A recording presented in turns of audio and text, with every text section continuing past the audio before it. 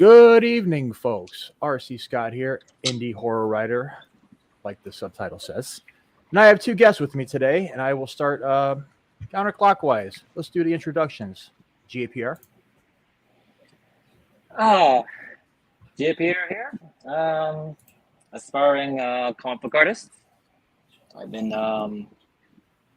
working on a story for quite a number of years, and only recently decided to get back into it. And well, I'm hoping to obviously publish it and make some new acquaintances along the way, connections. That's about it for the intro. Right on. Hey, man, that's not bad for a first one. You should have heard mine. Well, yeah, I mean, that's why we're all here, just trying to, help us chase our own One Piece. But next guest is just awesome, just brilliant, but just call her insane. Welcome. Sweet. Hello. Hi. What would you like the people to know about you, other than you're insane? Well, besides that, I am an artist. I am currently making my first comic, and I do a lot of art tutorials on YouTube as well to kind of encourage people to start their own anything with free software and not have to be burdened by paying for it, and letting them know that they have a lot of options to live their dreams. Yes. Live their dreams, especially just the wider the market the better, in my opinion. But before we delve into that topic, let's say hi to the chat, because this shit blew up more than I thought it would. Let's start with my boy here, Mincap Gamer. What's up, man? Thanks for coming. May, hey, how are you? Two people from the same community. This handsome fellow right here. Ben Taco, fellow writer from here. You were early. How dare you? Books by Adrian. How you doing, man? Thanks for having me. I was actually on a podcast of his not too long ago. It was awesome. I kind of derailed it from, talking about book formatting to a 20-minute chat about fighting and MMA and all that shit. That's what I do. I am a walking digression. What are we doing here today? We are talking about art, my friend. And just call me insane mentioned before, this, I'd say, creative renaissance. You got all these indies coming out, especially people that have been kind of locked up the past couple of years and just, dealing with however they're dealing with their lives through art. I am all for this. Listening to Childish Gambino laying around, we're getting eaten too much pizza. If you're regretting eating too much pizza, sir, you didn't eat enough of it. I was just going to say, can you have too much pizza? Well, if you eat till you burst, but, that's just that. instinct. You stop. And yes, I am an RC fellow, dick. And, of course, my guy here from Bounding into Comics, if y'all want to follow the most, I'd say, honest and most trusted in pop culture publication, I would go to them and not the garbage mainstream. And this guy just wants to upset me tonight with his pineapple crap. You do not put pineapple on pizza. As a Chicagoan, this very much triggers me. We do not do this. If it's pretty much like asking for ketchup on your hot dog. Big no-no.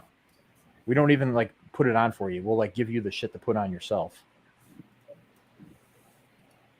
How about y'all? How do you feel about pineapple on pizza? It's horrible. Don't do it. I don't mind it Italian at all. senses. What was that, man? I don't mind it at all. Yeah. I love pineapple. I love pizza. Just not the other. Yeah, it's carnivore. Sweet Paul. Oh, God. Man is definitely on his way to being the first person banned from my stream. Pineapple and sausage, huh?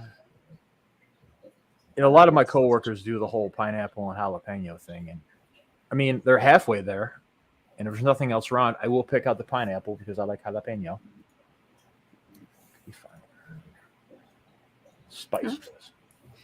Spice is always good. Right? Ever since a kid, I was the one I had to find the hottest thing. So, when I found ghost chili, I think that's where I hit my limit. I do want to try Carolina Reaper, but I don't know. I'm kind of at that age where it kind of affects me harder the next day. Yeah, Shout out to I the can see man, that. Doja. All right, this man is just getting me a little hungry. Well, like getting me hungry and then turning me off the food at the same time. It's kind of weird. You became a moderator when I dubbed you one, friend. With great power comes great irresponsibility, and use it Oh, unwisely. hey, I got that too. Yes, you did. And yes, our cameras are off. We are going faceless tonight. I tried to put my icon up there, but StreamYard doesn't want to update that, so No, I get that. It's a Wow. pain in the ass. At least the first time I'm you like, do it. it's there. I'm clicking it and it won't. I don't know. Well, I thought about showing my face, but then I think it was either Richard or Adrian that gave me the idea of putting it behind a paywall, doing a only face account. But I'm too busy for that shit right now. Maybe later. An only face account. What the hell? Is it a podcast? I don't know. Maybe. See how it goes, man. I don't try to plan things like that. It's visual medium.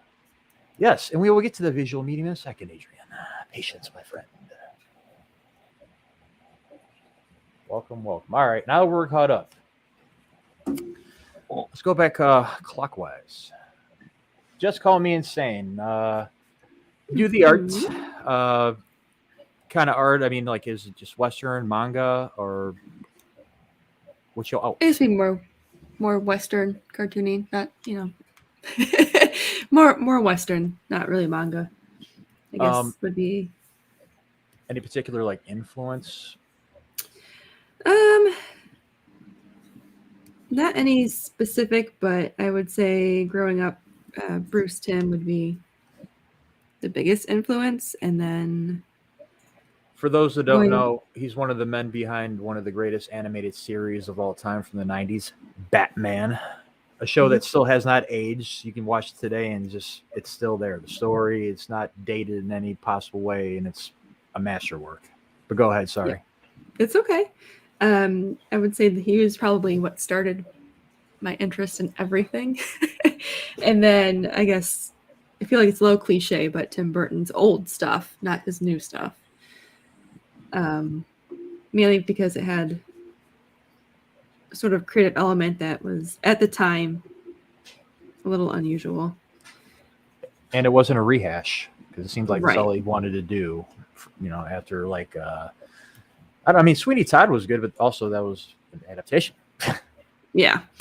Like his original stuff is what really I was interested in. And then I think from there, Leica Studios, who did a lot of the stop motion animation for Nightmare Before Christmas and Corpse Bride, I like their stuff a lot. It's got that similar vibe of like creepiness, but still fun.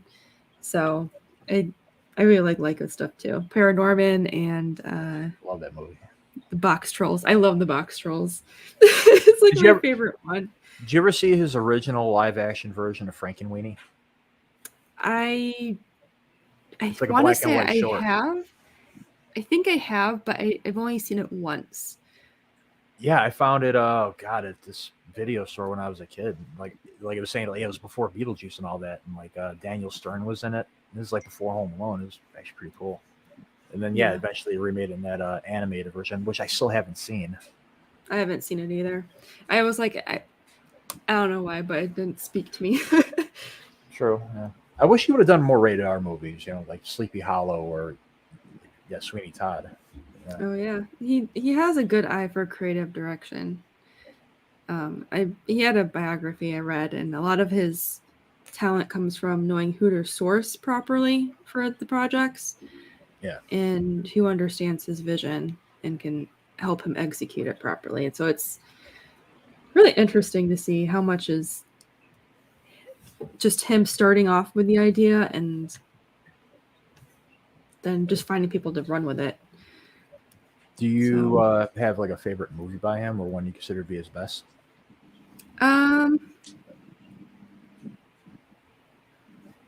Edward Scissorhands would come to mind just because of its visuals. Like it's stark contrast between the regular neighborhood and where Edward Scissorhands lives. It's just very visually appealing. There's a lot of unique color schemes. It's what I think a lot of movies today are missing, is that creativity in the set design. And there was, just, you can tell there's a lot of heart behind that movie too. It's yeah. not the only thing they're missing. Yeah. Yeah. That is definitely that is a 4-hour topic right there.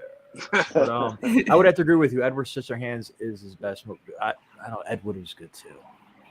Yeah, it just, he has a it was just, he used to have a really good way of separating like the normal from the unnormal, you know. Right. It's, I don't know, his new stuff. I'm trying to think what was the most recent thing I've seen of his. I actually don't even remember, because the recent stuff is just not appealing to me. But yeah, say, like, what was the last movie he came out with? But one of my earliest memories, obviously movie, is Pee-wee's Big Adventure. And like, I remember for the longest time, he directed that. Oh, but, yeah. Yeah. Well, actually, go ahead. I think the Peregrine's Children or whatever was his last movie that I know of. It was a book adaptation. I think he directed that or was part of it. That's the only one I know of that was he took part in. And I'll give Adrian this right here. That was a good movie, I thought. I haven't seen it. It's Ewan McGregor and what's the name? That doesn't matter. I'm sure you can find it somewhere. Interesting. Mama Ward, hello, by the way. Thanks for coming. Yes, Richard, I know. But thanks for verifying that.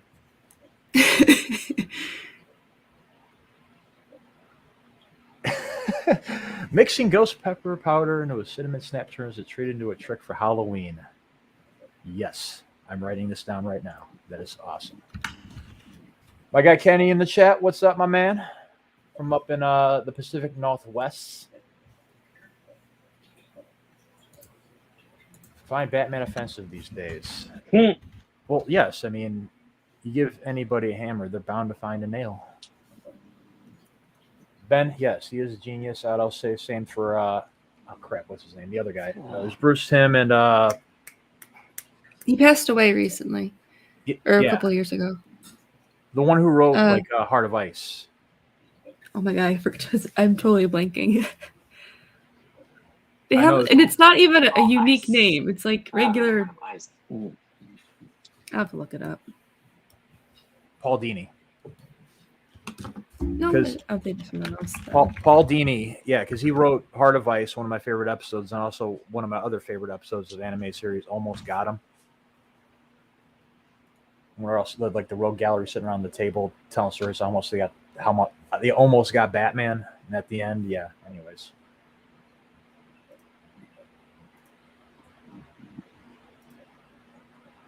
Oh yeah, okay.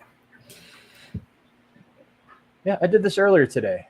I cleaned the crap out of my house. I was kind of letting it fall by the wayside a little bit. I've been kind of busy with 55-hour work weeks, and doing this stuff right here has been kind of kicking my ass too.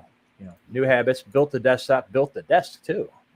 I'm getting into the whole thing of gaming, which I plan on doing later. But I'm veering off topic as usual.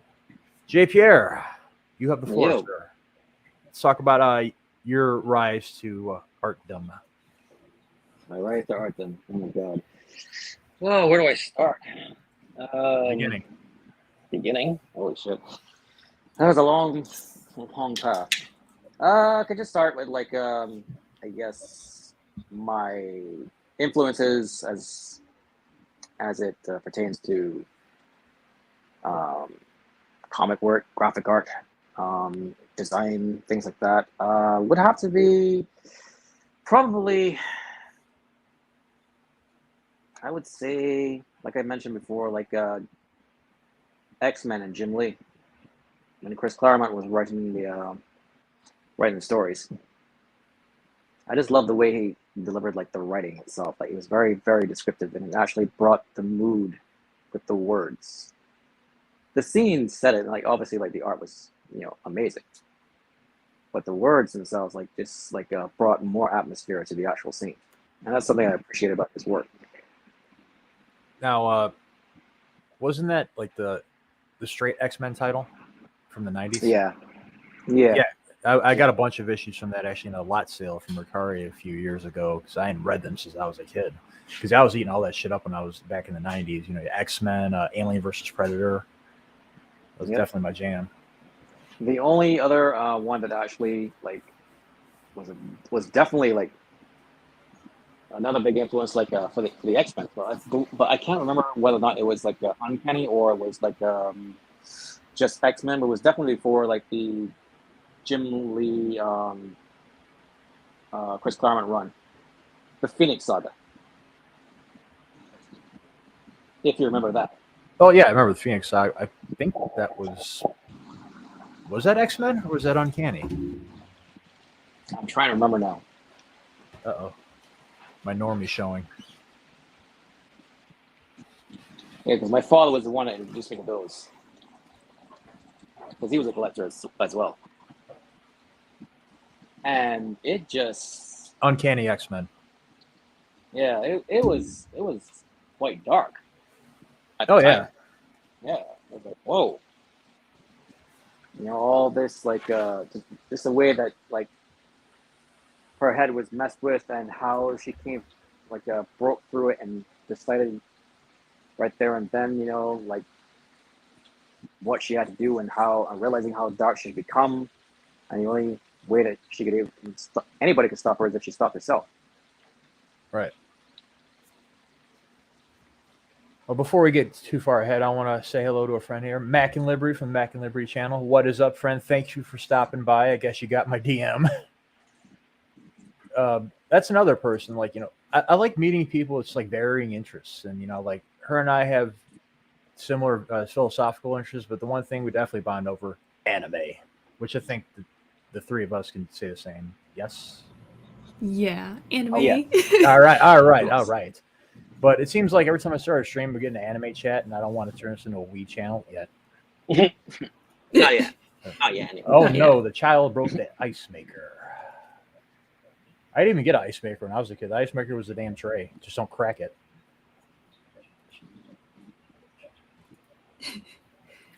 I will say I actually started with Bruce Timm stuff. So I was a little bit of a sheltered child, so I didn't really get TV till 7 or 8 years old, maybe closer to 10. So after that, then I branched out to manga, and then that became expensive. So Yes, that is definitely an investment. Well, depending on what era you actually grew up in, you probably weren't missing much on TV. True. I actually I started with Inuyasha like most people, but I got the manga, and I really liked the manga better than the anime. But then I went to I can't remember it, but there was another one that really stuck out to me, which was a nun makes a pact with a demon to try and go after some evil that destroyed an orphanage and killed her brother. But by doing so, she shortens her lifespan, and that was pretty cool. It sounds familiar. I think I've seen it. It's not... I want to say it starts with a C. It's been so long since I've read it. And then Magic Knight Rayer from Clamp, and that was pretty good. So I didn't really go after the stuff that was normal or common, like Naruto and stuff. Right. Yeah, me too. First manga I read was Bleach, and I got a little after the Soul Society arc, and I'm like, this is just too long. And after that, I started going towards the shorter series like Hellsing and Kami Got Kill. The longer ones, I will watch the anime. Yeah. But yes, we do like the anime. And well, no, I will do a separate channel for that. This is more of just talking. We can talk about anime, but the predominant running to. All right, talk about it. You know what? There you go, Ben. If you want to start a channel like that, Running to Weep, I will co-host with you every single week on a stream. Deal. The only anime word you know. Shame on you, Richard. Yeah. I remember the first time reading manga, and those caught me off guard too, because growing up reading Western comics. But I know with the English translations, a lot of them had that instructional thing in the back showing you which panel to go to and which dialogue bubble to follow. Yeah, Well, reading in the opposite direction. Right. Yeah. That took a while to get used to. I think what was funniest is when you read like 5 books at once and you're like, crap, how do I read a normal like American book again? Yeah, I burned through those things like Kindle. But what up, Snow Dub? Thanks for stopping by. I know we streamed earlier. Oh. Okay. Yeah, it's funny. Like after like reading manga for so long, whenever I go back to like Western comics, I have to like remind myself. But it's like, oh no, you gotta read the other way now. Okay. Have you guys read the Opposite side of the picture. Okay. Have you read the Akira books? No. I started. I got. Oh god, how far did I get? I didn't finish it, but I did get pretty far. So it is very different from the way they compressed it in the movie. It was interesting, but it definitely missed out a lot. Oh yeah, it's crazy A because lot. I blew Oh my off God. reading the manga until the last couple of years, because one thing people told me is if you read that book, it's going to ruin that movie for you, and they wouldn't tell me why. And I remember right before I read it, someone said to me, "Yeah, it's going to make that movie look like a truncated mess." Guess what? It most is. certainly did. It did. But I will never forget opening that book for the first time, because I've watched the movie for the first time when I was like a teenager, so I'd always been a fan, saying it's a crazy ass sci-fi movie. I remember opening the first The page. animation was crisp. That was fantastic first time. Yeah, but when I opened the book, right at that first page when it shows Tokyo right for the big blow, Yep. all the hair stood up on my body, because like I just knew I was about to get the real story and just something completely insane. And I read all books in like a week, because it's manga, you burn right through them. But oh my god, Mm-hmm. I hope one day, I don't want to really see this done as live action, but like I would like to see that full version, in some kind of medium outside of the books. Probably But like an anime series. Yeah, Yeah. that'd be fine. I'd call it like Akira Plus Ultra, whatever. No, Akira Ultimate. We'll just call it Tetsuo. Yeah. Yeah. Basically about him anyway. Kaneda! Him and Kaneda. It's all about the two of them. Akira hardly even gets mentioned.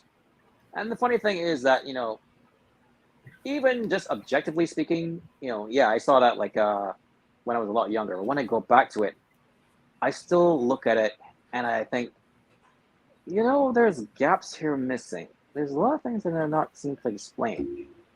Well, yeah, and you said they don't mention Akira a lot. He is definitely in the book. He's in the book a lot. Like that's why like they really messed up in the movie, because for a while anyways, I'm not going to spoil anything. I recommend everybody read it, even if you're not even in the manga. Even Tetsuo's arc, like what he was going through in the manga. Right. He's like, whoa, yeah, holy shit. Catherine Gabarino. I hope I just said that right. But all right, so Jim Lee, X-Men. Jim Lee, X-Men. Yeah. What else, sir? Let's see. Well, eventually, like I moved, like I was fascinated by like Image Comics, mostly Yes. for the art, not so much Yes. the story, because Yeah. that was like a big reminder, that like just because you're a good artist doesn't mean you're a good writer. Yes. And you might want to work on like the other, before you, even though you're good at one, you might want to work on the other before you actually start something. Yes, But I and start a company, and oh my god, like Todd McFarlane is like how rich now? I remember reading Spawn as a kid and just loving that art. And even like reading the story like, oh god, this could be better. But then in 1997, that story did get better with its animated version on HBO, if anybody ever caught that.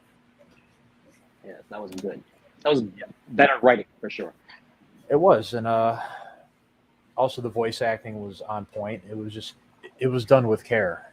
Like, it respected the source material and actually did better with it. Oh, like Twitch and oh my god, what's the name? What's the guy?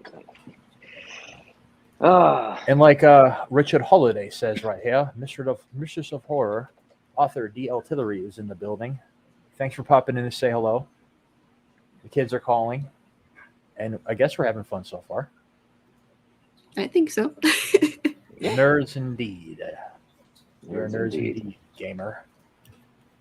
Yeah. What is up, Anarcharica? Man, I should stream more on Saturday. This, weekday in the morning shit is not cutting it. I got like 3 people. Well, I mean, you do have more free time over the weekend. I guess. A lot more people have free time over the weekend too. But So it works anyways, out for them as well. But other than that, like, let's see, steering away from that, in between was yes. a like little bit of seniors, like too. a little bit of in between was probably like influence with various like artists and writers from that magazine Heavy Metal, which featured like Ooh. yeah, Yes. exactly, which featured mostly like European art. Yes. But it kind of like was a good breakaway for me, like from the Western like comics, because Western comics, if you don't count like some titles from DC, was mostly made up of superheroes. Yeah. That's why, like, as much DC and Marvel I read as a kid, I was way into more like the Image for the art, but also like Dark Horse, Heavy Metal, but 2000 AD. I loved all those damn books. Dread. Yeah. Yeah. Live action Spawn is a guilty pleasure. I've learned to become more forgiving with that movie. Mm. John Leguizamo turned in a hell of a performance, and Michael Jai White as well. I would rather have seen Keith David come in there on some shit, but it's not my world. I don't run everything yet. Yeah, I didn't really like what they did with Terry though, but whatever. Yeah, but it is what it is. Well, supposedly he was. Isn't there like he did hint at a new Spawn movie coming out. They've been saying that for how many decades now? I remember hearing something on Sci-Fi Channel about 5 years ago, and that was like the last I heard about it. No, actually, a couple more years later, Todd McFarlane posted something on like Facebook or Instagram. I'm like, yeah, it's happening for real this time. It's like, okay, still waiting.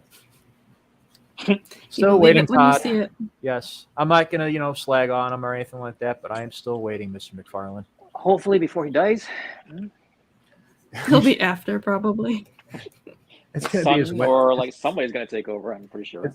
I would say it's gonna be his Chinese democracy, but unfortunately that came out. It's gonna be his wins of winter. Oh my god, China. Oh god, that's what a bad comparison, man. Holy shit. That is the album with the very talented guitarist Buckethead, who I got to see perform at Primus a long time ago, and it was badass. Well, Buckethead, yeah. If you're anything from Buckethead, then you know that's some pretty good shit. I'd never heard of him until that show too. I'm just like, I'd Really? somewhat heard of Primus. It was just like when I was a teenager, and then he comes on stage with this dude comes on stage with a KFC bucket on his fucking head and a Jackson Flying V. I'm like, all right, well, I'll go with it. And he started wailing the fuck out. I'm like, all right, Yeah. you got a fan, sir. Speaking of someone catching my fandom pretty fast, let's show some of your artwork, my man. How do you feel about that? Yeah, by all means, go ahead. Okay, all right. Well, I will put it up for mine and others' scrutiny. Let me see if I can figure this out without killing everything. Yeah. Oh, shit. Here we go. Bam. First one. Y'all see that?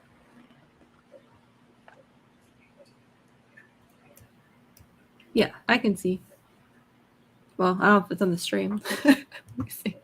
How about y'all in the chat? Can y'all see this? Make sure I'm doing this correctly.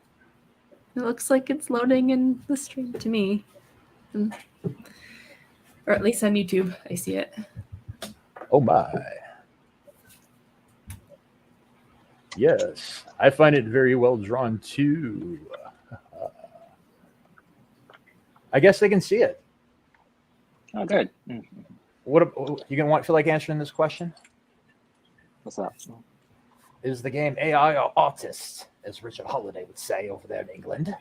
Is the game AI or artist? It's it's art. It's art. It's like that gift. It's art. It's art. art. It's It's art. art. It's art. It's art, Richard. All right, now let's go on to number 2. Bam. This is the first thing I saw by you, which blew my hairline back a fraction of an inch. The ones that follow the one that blew it all the way back. Now I got that Hulk Hogan look going. But yeah, this has I see like like Battlestar Galactica, maybe even like I'd say Jim Lee in there. What about you? Just call me insane. You have the artist eyes better than I. I'm curious what program you made that in. I'm like, my 3D brain is like, oh, is that like ZBrush, or did you go in Maya or Blender or Sketch 3D or whatever it is now? Procreate.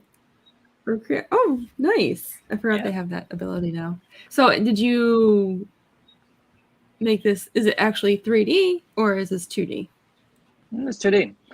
Actually, one of the benefits of Procreate is that it has perspective guides. So with perspective guides, all you have to do is assign a layer to to attach itself to the perspective, and you simply draw a line. It will go along the perspective itself. It won't deviate.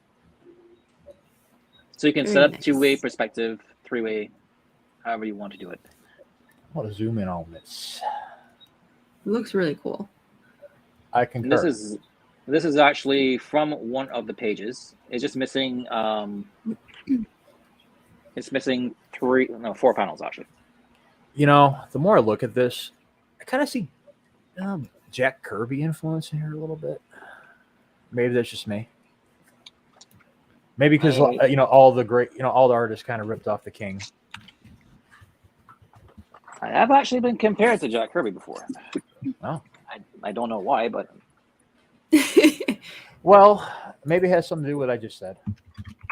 Who knows? I mean, I have seen his work, but like Jack Kirby, actually, he probably did like some of the older X-Men titles, didn't he? Actually, he probably did a lot of titles. I know Ditko did Spider-Man. Okay. Was that or Ramita? Ramita Senior. Ooh, depends what year, I suppose. I'm guessing 63-ish. Anywho,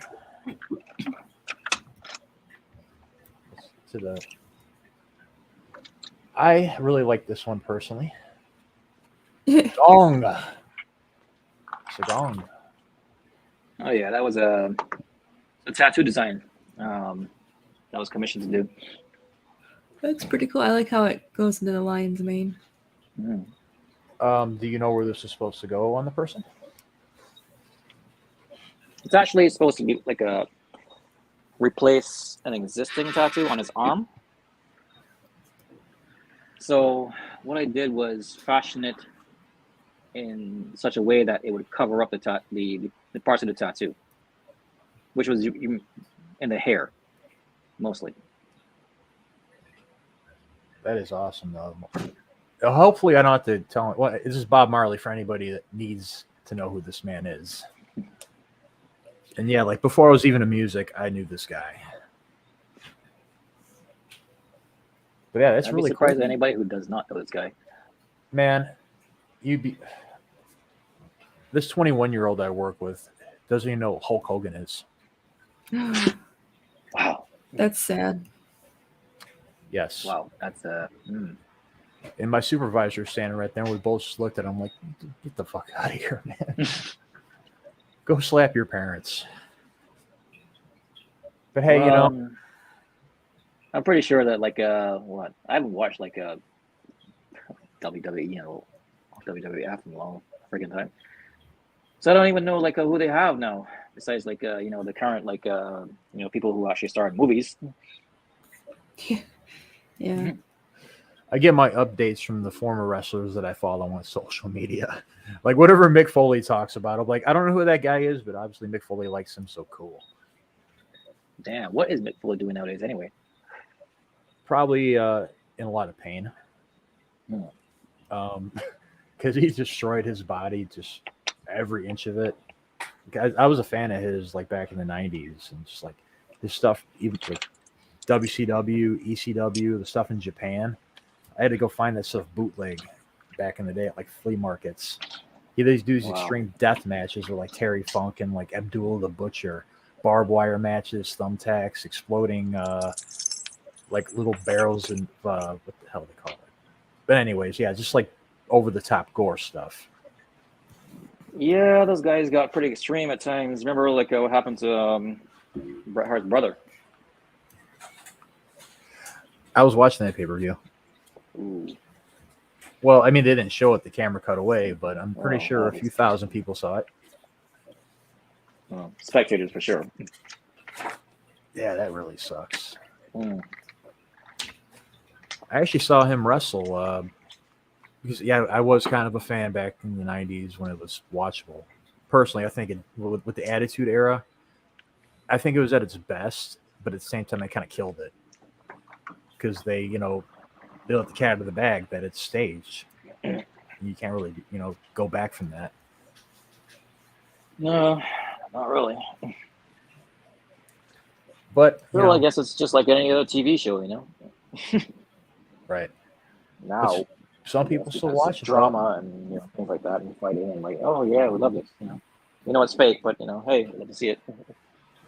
I kind of sort of follow it because CM Punk is back wrestling, and I kind of known him back before he was even like popular because he used to work at this gas station in the suburbs, and it was right by this amphitheater that would go for like Ozfest and like Warped Tour. And every time I try to go in there and get cigarettes, because occasionally I smoked back then. I was a dumb teenager or whatever. But anyways, I remember the first time I tried to get cigarettes off, I'm like, oh, this guy got tattoos and piercings. He looks kind of cool. Maybe he'll buy to me. No, he was an absolute dick about it. And like for like a couple of years after, I keep seeing him in there. I'm like, damn it, I can't get cigarettes. He would just like know me right away. And then like a few years later, I see him in oh God, what indie? It was this indie circuit, and like a couple of years later, he was in WWE. I'm like, it's that convenience store guy. It's that clerk. And yeah, they're kind of trolling about that ever since. But he seems like a cool dude. I met him at this signing at a comic book shop like 4 years ago.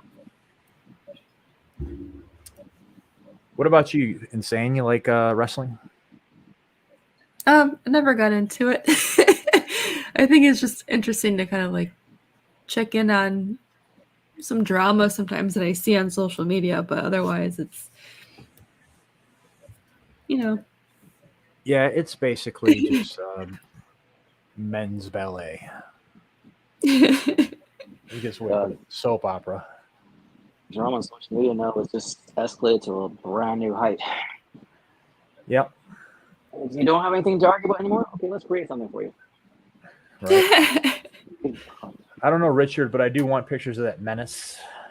He is a criminal.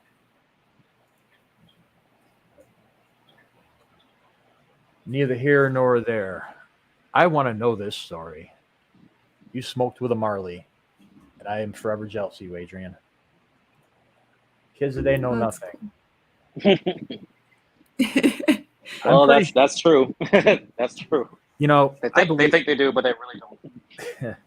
I believe that the core of existence is just, echoes, repetition, cycles. I think every generation says this. And all the kids say, the older person don't know shit. So we got, okay boomer, but wait, what? Oh, man. Dude, we got to hang out more often, Adrian. We got to come to Chicago. Yes, and I would like to hear all these stories. Oh, yeah. Oh, fine. Here. Let's give the man what he wants. To the next one. I really like this one. Oh, wow. Yes. Yeah. There you go, Adrian. Are you happy? This was actually I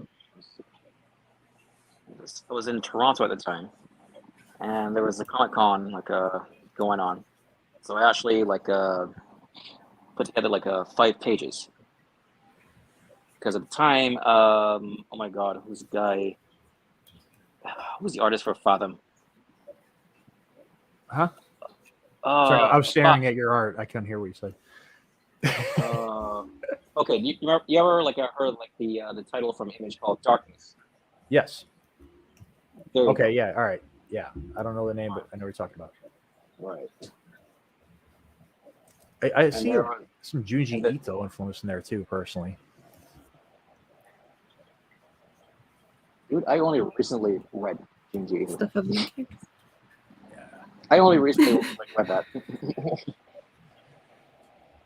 Have you ever caught his anime adaptations on Crunchyroll, that Junji Ito collection? There's an anime adaptation?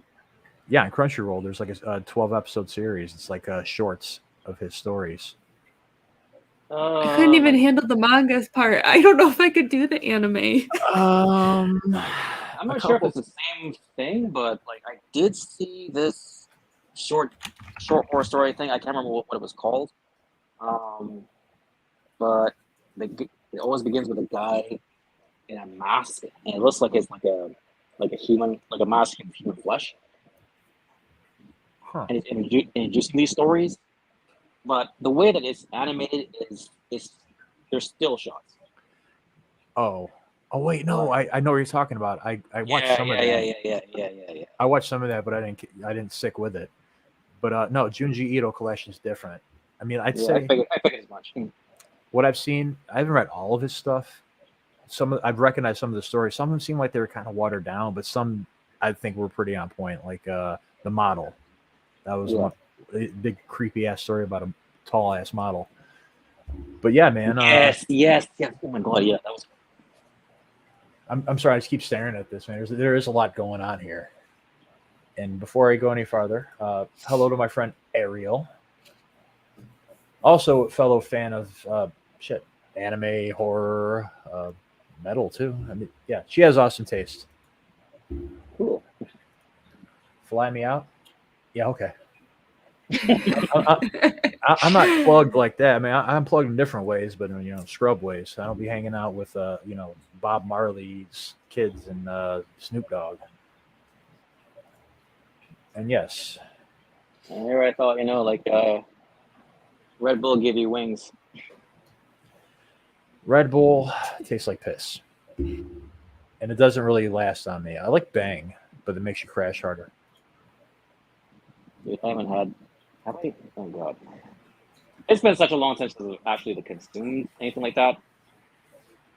Hey, for what it's worth, this is a horror writer talking right here. Yeah. No, I'm saying for what it's worth, a horror writer is saying this right here. So I think people like your stuff, man. Ooh. I think I still have these pages because they were done on 11 by 17 sheets. I've got them somewhere, but I have no idea because I have suitcases full of friggin' art. Really? Yeah.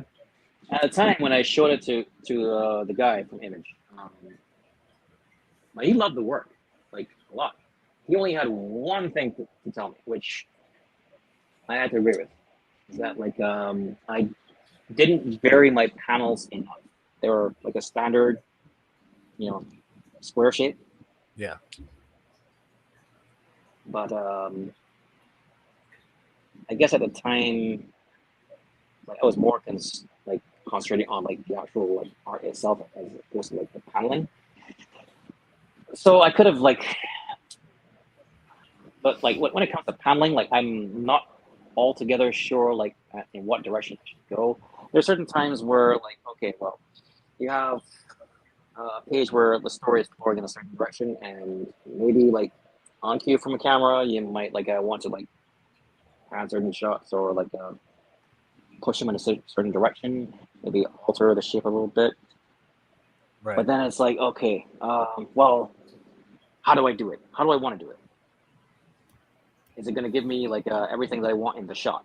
You know, just a lot of things like that. You know, just another challenge. You know, like after doing it. Yeah, I think maybe it's just my point of view. This portion would be a lot harder because not only you have to draw this ship, but you got to kind of assist in telling the story as well. Like I'm wondering what's going on here. Like what are these things? What are they doing? What's the dude in the middle? The demons that seem to come from like the darkness, which is something that he inherited. I believe it was from was it his uncle or his father? I think it might have been his father. I can't remember. I haven't read the title in such a long time. But he inherited the darkness. He is actually like I believe he's like a mafia guy. And the one that he's on top of is like an angel, but you know how they do it with like these with these stories where they actually have angels. The angels are a lot more like badass and you know, ridiculously cruel. Right. Yeah. That is awesome. Got anything to add? Just call me insane. I'm sorry? You got anything to add? No, I think this is a really neat thing. I like it. I like how we have the close up and how we can see what's going on. I like the sketch, like the line art and the inking. I really should scan the entire page, honestly. But That would be good. well, you should. the thing is that like years ago, I actually bought like a large scale like scanner, like can handle like a large board, because the regular scanners will usually like handle like up to like what a standard letter size, like 8.5 by 11. Yep. But the problem was like, and I actually picked up the scanner while I was in California years ago. The problem was like after several years of use, drivers were no longer available. Oh. And it's still brand new, you know, it's still in good working conditions. It's like, I have no drivers for this thing. It's like, well, great. Shit. That sucks. It does suck. And I will nod and pretend like I know most of what that shit is. Are you ready for the final one? Oh my god. This is my personal favorite one, so I want to save it for last because oh man, this one I was like, I got to reach out to this guy and become his friend. Drum rolls, spam. Wow. Yes. It's awesome. Oh man, yeah. I'm guessing you already know who this guy is.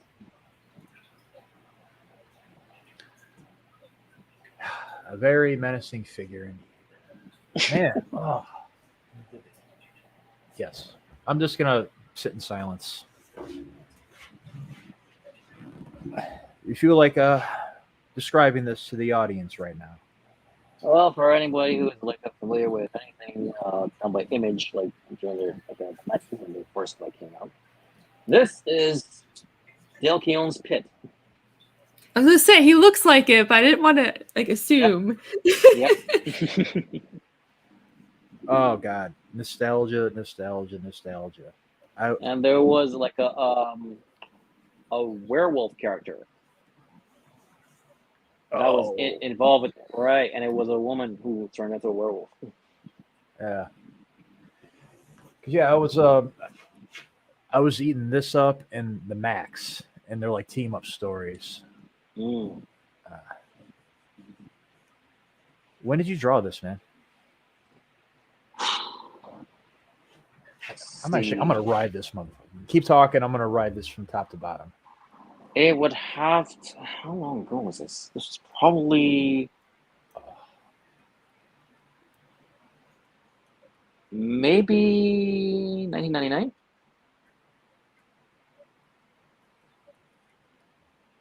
Yeah, about that time. That rules. Man, how long did it take you to draw this all out? Like a total normie with drawing. Just jot it down like a computer nowadays. Just bam, it's done.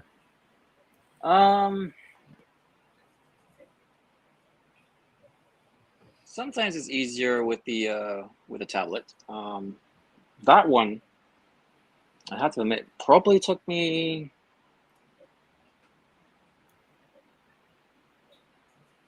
maybe 10 to 12 hours. Man. Is this from like an actual page, or did you make this up yourself? This was like a submission page. Oh. Just like the darkness one. But that darkness one was actually clipped from from the rest of the page. There's actually 5 pages in total for that one. The Pip one, I can't remember how many pages I did for that. It might have been the same amount, because at the time when you have, what was it called? Marvel had this like a large a book they put out like every once in a while called the new official Marvel tryout book, in which they would go through stages in which of the process, like coloring, writing, inking, drawing, lettering. For anybody who was applying, these particular fields, they gave you certain tasks. So for me, as an artist, they provided me with a story that I had to basically draw, and they told me how which pages it was supposed to be on. All these particular scenes were supposed to be on. So I was like, okay, I got to figure out a way of culminating all this these sequences into panels in action, on per page. Wow. But it was up to me how I want to deliver it, obviously. Well, yeah, 'cause right now I'm writing a graphic novel, and it's my first time writing something outside of prose fiction. Yeah. And at first it was insane. I only had this one script writing book I read in Danny O'Neill's DC's Guide to Writing Comic Books. But probably within the first 5 or 6 pages, it just kind of broke my brain in a different way, where I reverted back to because I first started reading comic books, I think a lot of people, and I didn't get into reading actual books until I was about late teens. Just a lot of focus attention issues and all that. And even when I first started reading that, I kind of had to retrain my brain to visualize while I'm reading, because I would read out the scenes like comic book panels. So writing out this the script kind of switched me back into that mode, but also kind of in a cinematic mode. I was went from kind of scary, intimidating to I'm enjoying it. And I'm trying to picture all this out while I'm writing it, at least try to make it a little easier for the artist, not go too insane, but also leave room for them to tell whatever side they want to do, because it's definitely a group effort. I know a lot of writers and artists like to think otherwise or try to act otherwise. But artists, egos, we all got them. Well, some have more than others. And also we have the maturity of 13-year-olds in some cases. Adrian, I am surprised by you, sir. And by the way, I don't see any bare nipples, so I don't really think it counts as one of those. Yes. I don't know if they show that over there in England. It's not the last time I checked BBC. Yes, I guess. Yeah, I know these people. They're a couple of nipples. All right. Well, if you guys are done flashing your dumbassery, we're moving around. But yeah, this is really cool, dude. I couldn't believe you just showed up in the art channel like that. I was like, holy shit! That Discord server is finally Discord. Oh my god, I can't believe I said that. Gilded server starting kind of heat up a little bit. When did they start going with that? October of last year, I think. Well, yeah, I'm actually kind of glad that they shifted to Gilded. So am I. And it's funny. I think I was going to ask you if you ever tried doing anything horror related. That's more of my wheelhouse, even though I would like to branch out in other things. But yeah, blood, death, and gore. That's my realm. Well, I mean, it's not like impossible to like draw horror. Oh The yeah. way I Well, look at it, the way I look at it is like, okay, the way I put together like say like a script that I have written down, or anything like I might say, like say I read like a horror book and I want to envision this thing in my head. I guess maybe it's like that I kind of look at it through like a movie lens, right. where you see when like a a shot panning like an overview of like city or something like that, setting the scene, or a close up of like of a person, when like they're about to turn a corner, or just like leaving like an air of mysticism like in the scene. Then suddenly you have to turn the page to get to really like a dramatic part. And it's Yes. like things like that that you have to be like, I find that I have to be careful of, like if I want to deliver like a scare or like excitement or like a sudden like a burst of emotion, like Yes, you got to follow that. Not only the flow, but the high notes, and that's where the right artist going to sync with it. And yeah, it's got to be at the right place, the right edge exactly. of the page. Like you can't just do one dramatic moment right in the damn middle. Exactly.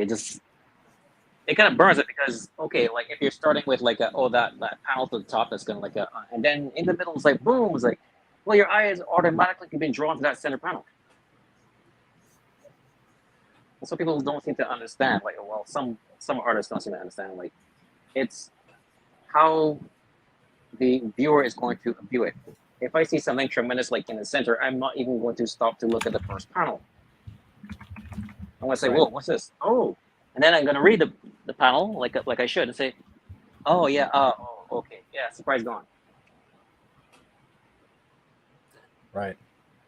And it's something that like you have to be careful of. And I know like for me, I've gone through thumbnails where I'm like, okay, yeah, this is what I want to happen, and I realize, oh, okay, no, I gotta put this on the other page. All right, I gotta fill this somehow with something else. Right. Do I extend the panel? Do I put a lot more dialogue? Make them larger to fill the space? You gotta come up with like clever ways, like filling in like the gaps. Yeah, for sure. But to get to Adrian right here, I mean, why do we need fun? Why do you have to have fun to look at our faces when we have such boobery in the chat? Boom. And also, Mike, also with this desktop, I don't have a camera for it, and also it's my fucking channel. I'll do whatever I want. Thank you.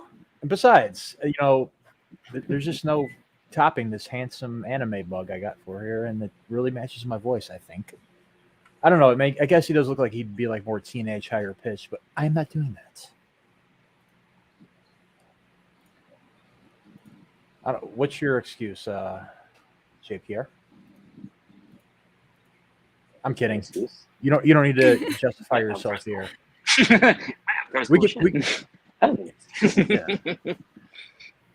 We can be the faceless channel. There you go.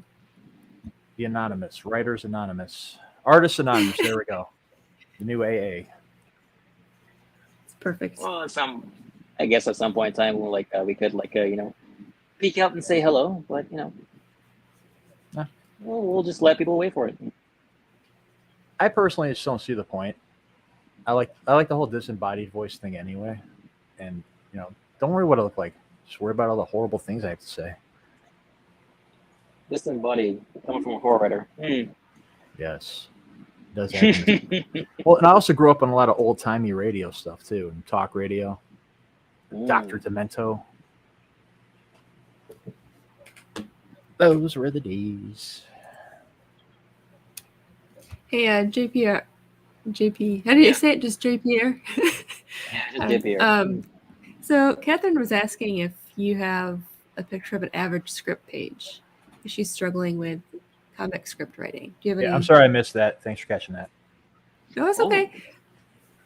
Before we answer that, Adrian, you can pick how many you want to. I'm just being a dick. Now go ahead.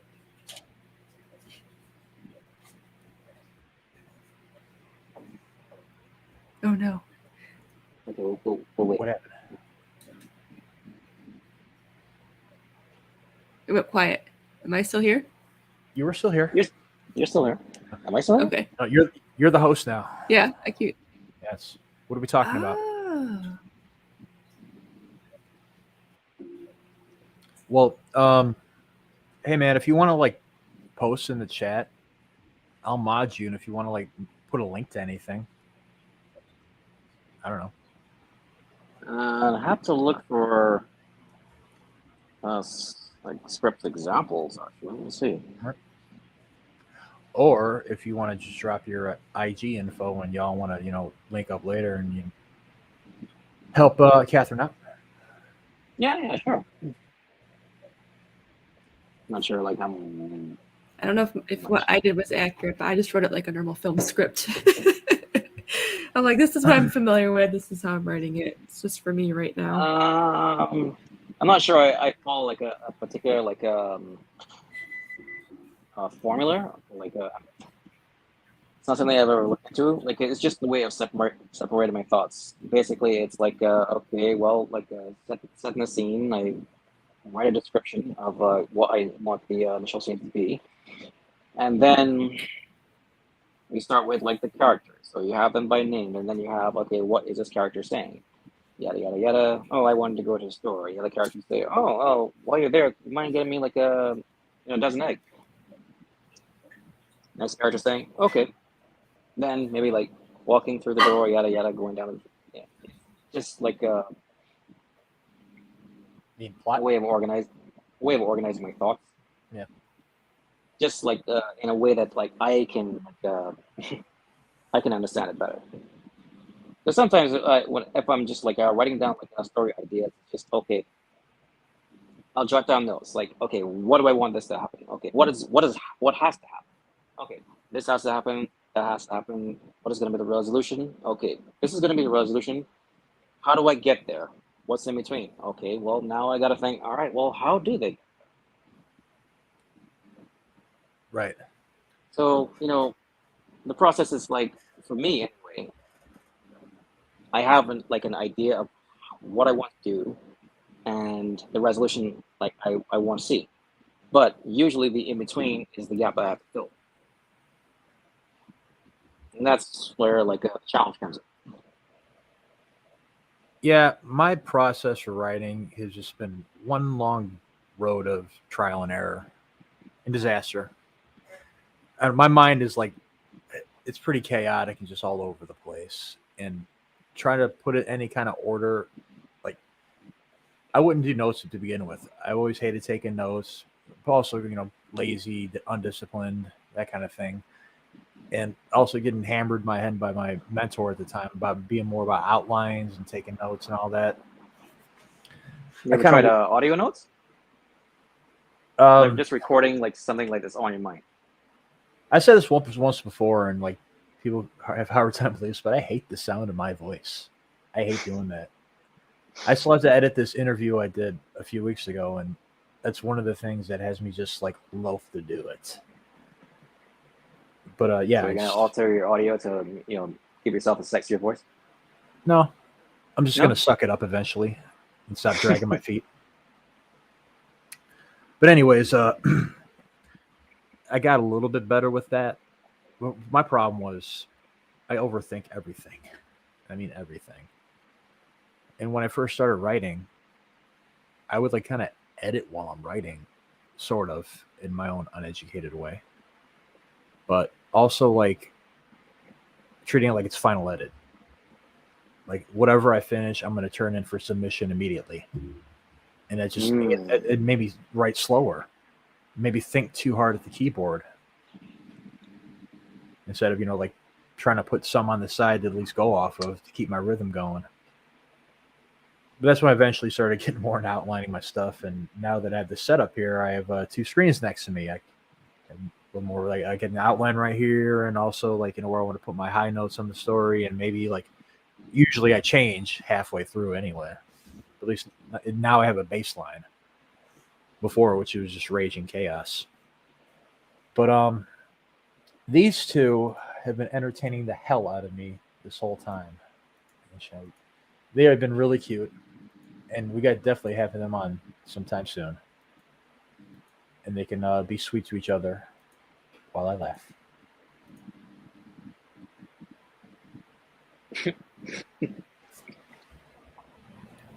But Okay. yeah, sorry. Okay, then. All right. What's your process like? Just call me insane. Is there a Well, I process? started off just doing like, I've been trying to like refine it because I tend to have like shiny object syndrome where I start writing one thing. I'm like, oh, I want to do this now. And then I want to do this. And then it's like, well, you got to finish something, right? Yep. So the past few years, I'm like, well, maybe I should just write novels or short stories and stuff like that. And it hasn't really been clicking as much. And then I'm like, you know what? Maybe it's because I'm an artist and I know I meant to actually make visual medium for these stories in my head. So I started just kind of doing short comics, like just sketches, like on my downtime. And then I think mid last year, I finally finished my comic script. It took me like a month of hardcore focus and writing, but I finished it. And now I have the fun part of dividing it up into smaller portions because it's way too long. But I think that's okay. It's But congratulations for finishing it. thank you. I would say I could probably split it up into 4 tiny books.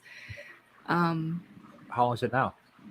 It's so I come from a film background, so I just wrote it out like I would a film. So it's 60 pages.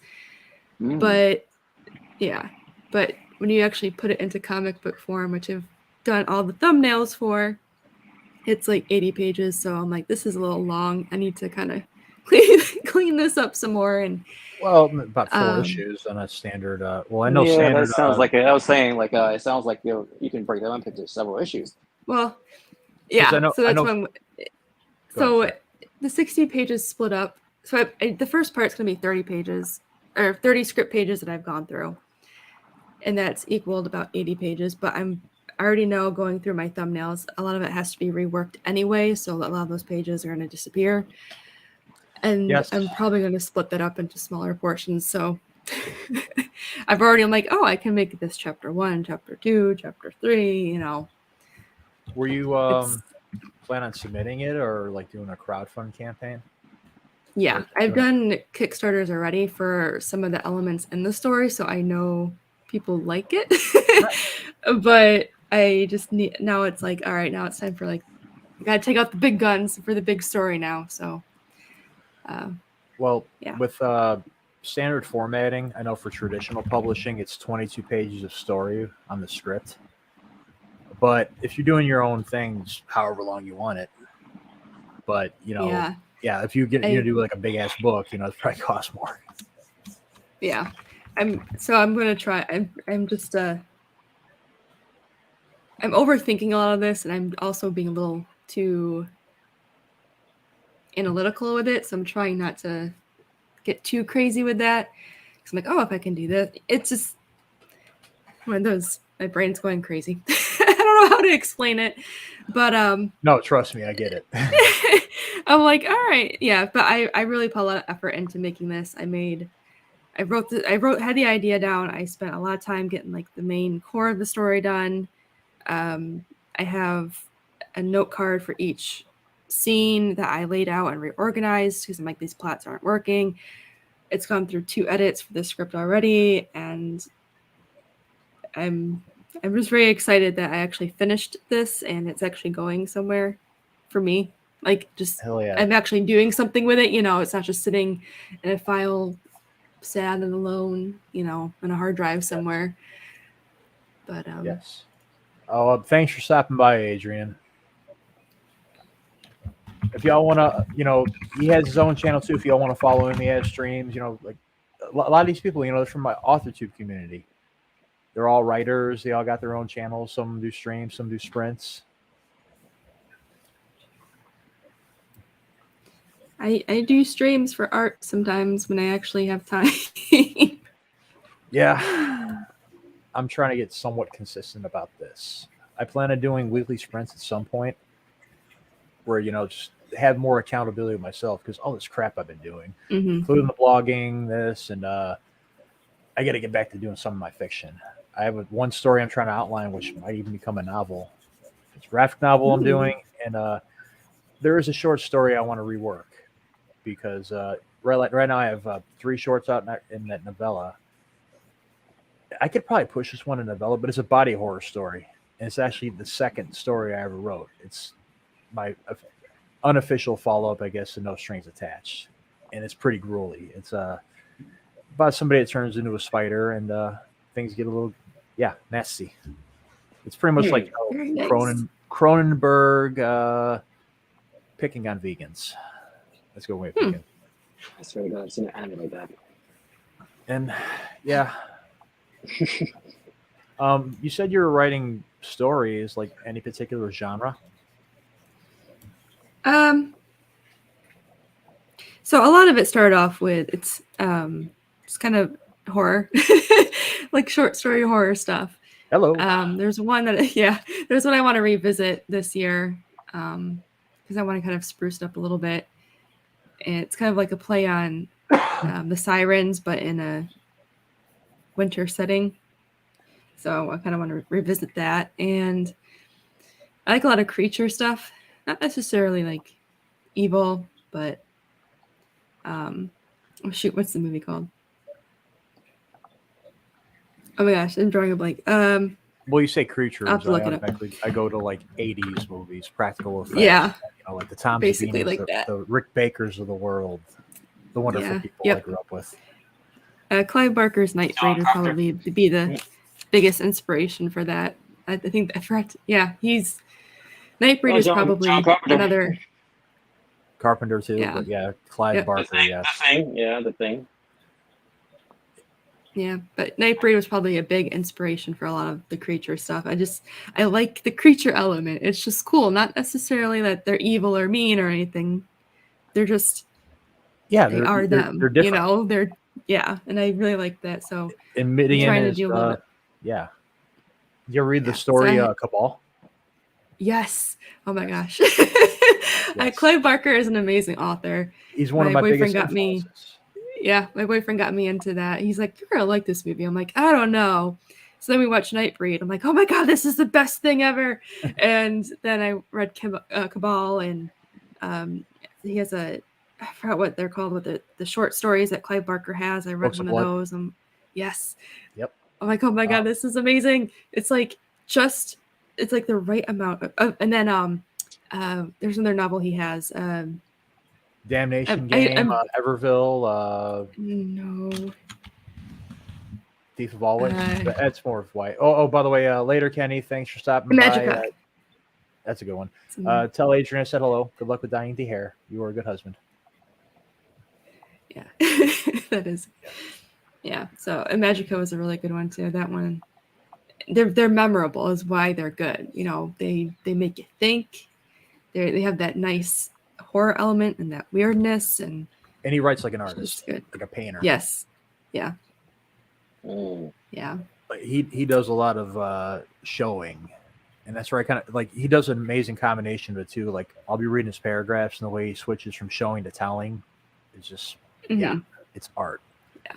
So I have another story that's pretty massive that is still being worked on that kind of deals with the creature element and having that clash with like the real world type thing and the other world element as well. So it's that one's a big project that won't be done anytime soon, but one day I'll be able to share it. So right now my comic, I hope so. Like right now, the current comic I'm working on is more just like fun, magical fall Halloween world, dealing with soul. Yeah, dealing with fun stuff, but that's cool. But I mean, I'm not selling this very well. I'm sorry, it's late. I'm kind of out of it, but you're talking to the king of Undersell. I'm terrible at promoting. I didn't start plugging the stream until 2 hours before it started. You have nothing to apologize here. You're in the den of scrubs. I'm like, Well, except for I'm just him, like, I draw things. It's good enough. it's cool. Yeah. But the thing is, with a lot of writers, they don't finish things. They'll jump to you said shiny syndrome. It's the same thing with us. Either because we don't want to finish something, whether it be out of writer's block or fear, or just like I don't know, like some people just like It's a lot call of things. themselves call themselves writers and For just me, like okay. Go ahead. Then I have a question for you, writers. yeah, I think. Did you ever have a There's a time when question? you? Yeah, I'm gonna ask a question to both of you. You ever have a time when you say you're writing something, and along the way you leave it alone.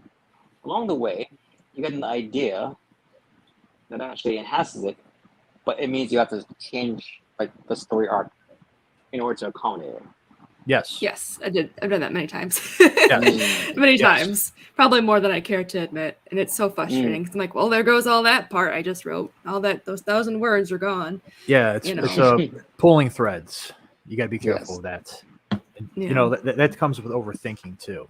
You don't want to get too hung up on one part, otherwise you might fuck up the whole flow. Yep. True, but I guess there are some times when you come with a better idea. I've heard of authors rewriting their entire books just for that. I don't like that. And it's crazy. I remember one author. She said she spent so long on her first book, and then she got to the end and she goes, "Oh my God, I have to redo this book because it how the story writes itself at some point, and that's what happened." And she goes, "I can't fight this anymore." She had to rewrite almost all the entire book. I'm like, but you know what? It's kind of the devil in the details type thing, I guess. Yeah. The story does evolve and it takes over. I will admit that one. That I get. Yeah. But honestly, well, at least for me, the story started when I was quite young. So when I actually got back to it years later, I realized, okay, I like this part, I like that part, I like the characters, but the story's kind of cringe. All right, so let's rework this a bit. Let's make it a little bit more structured, a little bit more mature. Okay, this can't possibly happen. That can't possibly happen. All right, I'm going to change the character now because now I've got a different perspective on this character. It's like, okay, yeah, they're now more developed now, and it's just as you grow, your characters grow. The more you think about it, the more personality you give to them. Yep. Yeah. And that changes everything about the story, and you have to rewrite and rewrite. This is probably the third or fourth rewrite that I've done. Well, for novels, that's not uncommon, a fourth rewrite. But with anything, we change as people, so why not as artists? Exactly. And exactly. So now, it's with my latest release, the novella Skin Auction, I completed that story. Well, right now it'd be 2 years ago. But when I went back to revise it, it had been a year and a half since I finished it. And I walked away thinking, I just wrote a damn masterpiece. I'm hot shit. I'm Mr. Big Shot Writer. Mr. Right out the gates. Bow, bow, bow. I thought I just paved a smooth road of, pure horror fiction. Come back to a year and a half later, I'm looking at a nightmare of potholes and, exploding tankers and screaming people. It was horrible. It was a mess.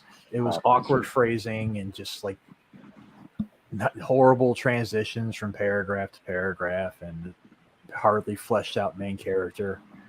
And I did exactly what you did. I almost I didn't say rethought her. I just added different elements. Yeah. And added a couple scenes here and there. Got it pretty dark in this one scene because if I'm gonna go, it's about human trafficking, and I kind of ended it with this crescendo, and it's pretty bad. Even when I wrote it, actually, it was one of the first times I ever had a panic attack while writing. If y'all want to know about it, read it. But when I went back to it, I still cringe, but I'm like, you know what? If I'm gonna write something this messed up, go all in, go full Monty, and that's what I did. And I think it added to it. It definitely added that high violin shriek, that crescendo, I guess you could say. And then Well, that's Yeah. just it. I mean, like sometimes you have to walk away from it and then come back to it to see it again. Then always, you realize, oh no, oh no. Stephen King, he would finish a story, then he would put it in his desk to cool off. He would say, and he'd come back to it like a month or two later and look at it, or he would have his wife Tabitha look at it.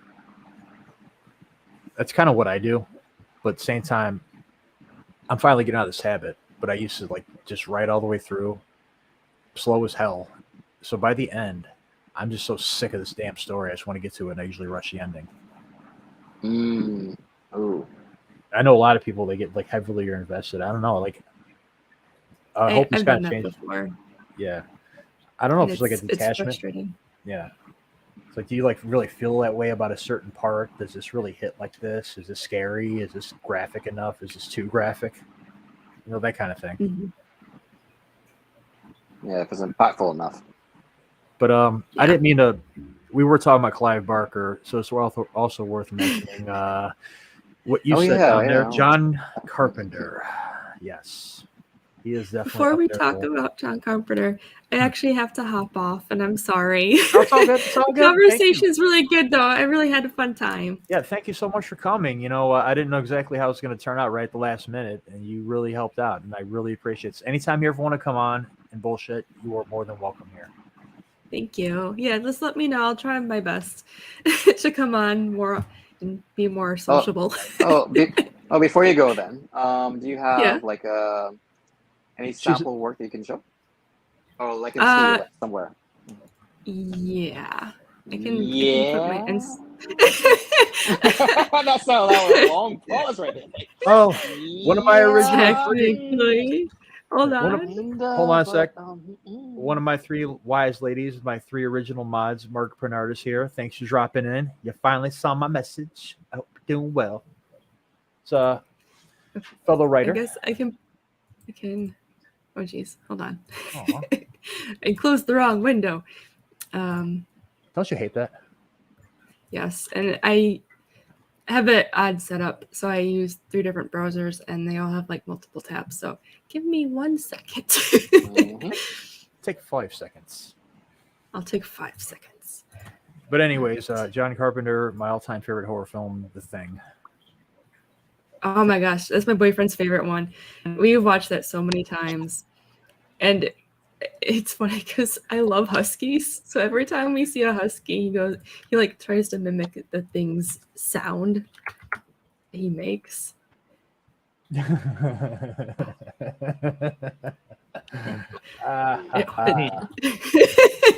Yeah. The last is a witty one there. She come with a crack in the ways. You close the wrong door. There's a window. But yeah, actually, I just did a watch along with fellow horror writer Sakutume. In the Mouth of Madness, one of the most underrated horror films, in my opinion. And there we go. Anyone in the chat want to follow my friend here?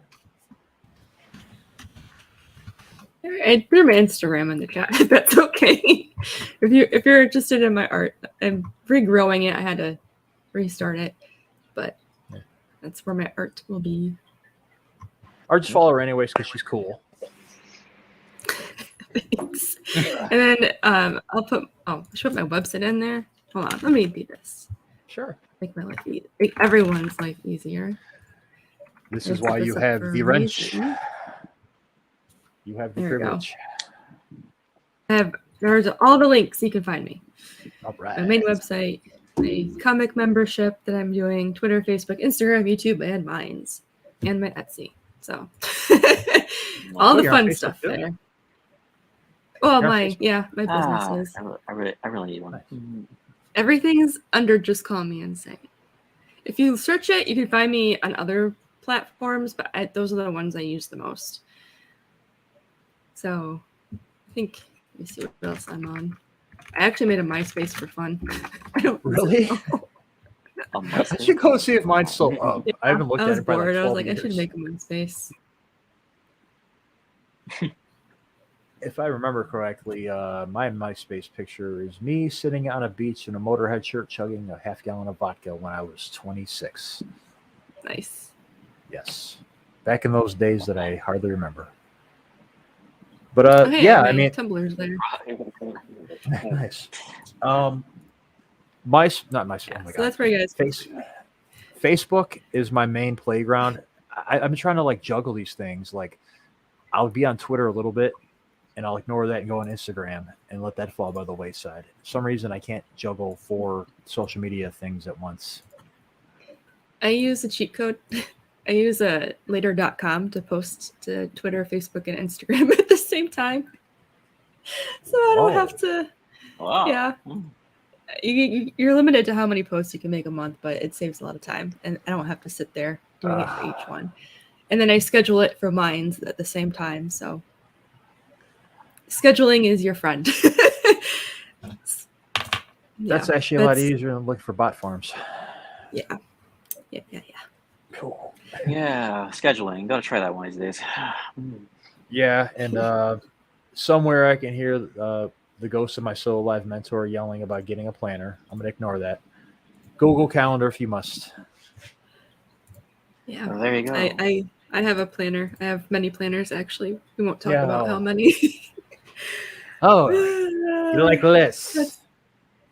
You like Yeah. lists? It's cool. I'm actually putting a story for people like you together.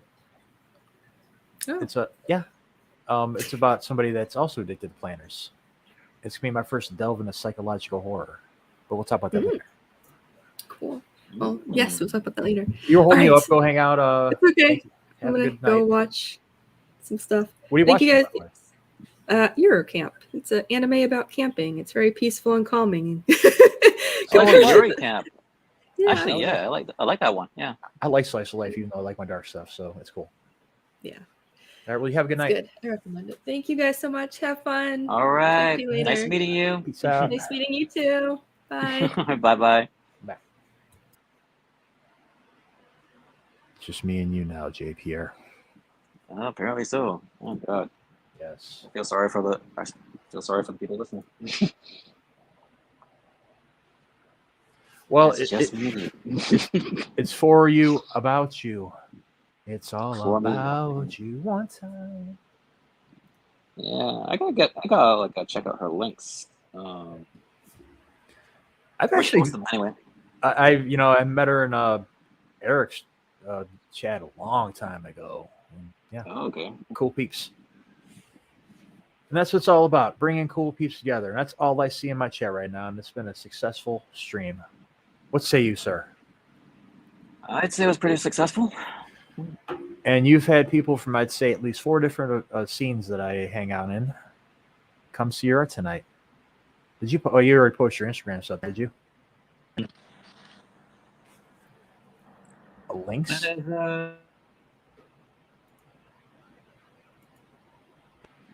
I got to check that out. But John Carpenter, yes, the very first horror film I ever saw, Halloween. Halloween. Yep. Wow. I was 4 years old. I just And remember, you saw Halloween? Seriously? Yeah. Or when it came out? well, no, man, come on. I saw it on TV when I was 4 years old. And I just remember that. Okay. Holy like, shit. I probably maybe seen a horror film before that, but like what stands out in my mind was that one because just I never heard of it, obviously, because I was like 4. But it starts off with a kid killing his sister. That blew my mind. Then he grows up and all of a sudden he's like the indestructible man. Then at the end he gets shot out of a window and bam, he's not there. And that was my introduction to horror. And the coolest thing about that is 2 years ago, I was at a horror convention. Was it 2 years ago? No, it was last year. I met Nick Castle, who played Michael Myers in that. And I got to tell him that story. And tell him that I'm now grown up and I'm writing horror now. And it turns out he writes too. He co-wrote Escape from New York with John Carpenter. Oh. And And he probably gave me the best advice, which I already knew, but I'm glad he said it anyway because I asked him, like, "Got anything you wanted?" I'm about to actually start publishing my own stuff. You got anything you want to say? He's like, "Well, make sure to actually write instead of just always talking about writing." Yeah. Like- Yeah, that's definitely. Yeah. You gotta kick yourself in the ass every once in a while, just to get things moving, because you swear to God, like, okay, yeah, I'm gonna do it. I'm just gonna start. Or if you do start, it's kind of like, okay, well, all right, I can take a break now, and then you get back to it like, days, weeks, months later, Right. and then suddenly you don't have the energy, or something else comes up in your life, and it's like, I'm not really feeling the energy right now. And sometimes you just have to force yourself through it. Let's say, Oh, you know yeah. what? Come on. You know what? Come on. You start it. Don't wipe out now. There is no growth in comfort. Exactly. You got to drag yourself to that keyboard or whatever you got to go, that canvas, however you do your art. But with me, I think a lot of writers, we talked about writing way before we started doing it. I know I did. And the one person that I talked to about it the most, because she was also a fellow reader, one of my friends since high school, Jacqueline. Mm. And I guess she finally just hit her final straw with me while we were out at lunch one day. I talked about, wanting to write, and she just blew up on me, which is funny. She's one of the nicest people. She's like, "All right, I am done with this shit. Either you write or you don't write. Shit or get off the pot," in a Midwest accent. Yeah. So that is what goaded me. I went home and started jotting out the first page to my first short story, No Strings Attached. And either out of laziness, gratitude, or revenge, I modeled the main character, Jax, after her. And she was the first one to read it when it was finished. It's funny because, like, when I was growing up, I always admired my dad for his his work. But then at What'd some he do? point in time, well, I mean, like, he used to do caricatures, a lot of caricatures actually. For fun, he just do Disney caricatures at the time. Oh, so it didn't start with you. There's art in the family. That's cool. I didn't know this. Yeah, it was art in the family. So at some point in time, he told me that I surpassed him. I was like, well, wow, damn. And it was kind of weird because the fact that I looked up to him for the art, but even I had to admit, okay, yeah, I'm taking this in a different direction. I mean, it's not caricatures; it's more detailed work. But it doesn't demean the work that he's done or how much it influenced me. And it's sad because some people I've seen when I used to I was years ago, I was tempting at what was it, a newspaper. I saw this guy. He had this little page, just comic cover that he drew up years ago when he was young. He sees me and my work and thinks oh my god, that is fantastic. He's like, yeah, I used to do that sort of stuff too. I asked him well, why didn't you do it anymore? I'm like, well, life. Got married, had to pay bills, and I didn't understand what he how much of an issue that was until I actually got older. I'm like, yeah. Now I know. Well, yeah, it's true. Life does happen. Either you adjust or you really adjust. That's how it be. I mean, I think with me, I just put it off for so long because I decided it was too much work. I'd rather be comfort. I'd rather spend my life in a constant haze, the next party, the next nothing, basically, the road to nowhere. And I preferred that because it was better than doing something. It was better than being uncomfortable. But yeah. And not to mention, I think with a lot of the stuff you see now, a lot of that drinking was trying to bury all that dark, crazy shit. And this is me just dealing with it. Because I think just with age, it just gets worse. And if you drink a lot, it probably makes it worse. Because I'll tell you right now that, if you consume alcohol daily, it definitely messes with your headspace. You're not going to be a happy person. unless you're terminally unique. Don't be wrong. I probably met a few happy-go-lucky drunks. But anyways, that's my story. Well, I guess I was kind of I wouldn't say the opposite, but it was more like I was an antisocial kid for a long time. Spent most of my time just drawing, just doodling, and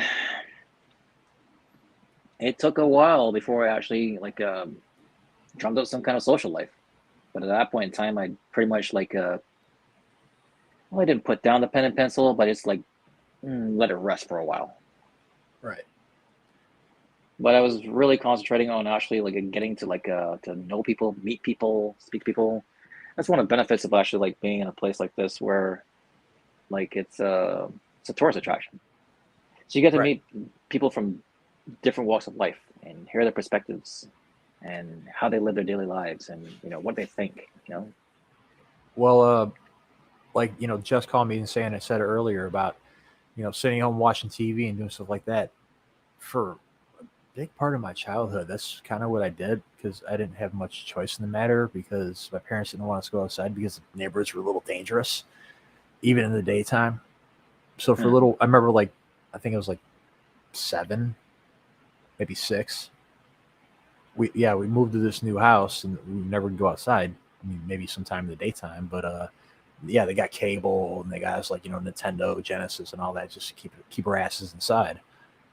And after about a couple months, started to figure out why. It'd be gunshots every damn night.